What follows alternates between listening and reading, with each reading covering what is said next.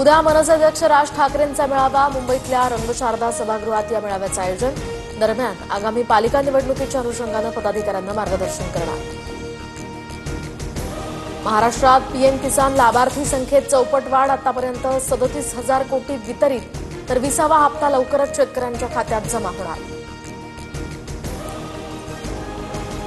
Intel company यंदा 25,000हून अधिक कर्मचाऱ्यांना नोकरीवरून काढणार। इंटेल सध्या मोठ्या आर्थिक संकटांचा सामना करत असल्याची माहिती।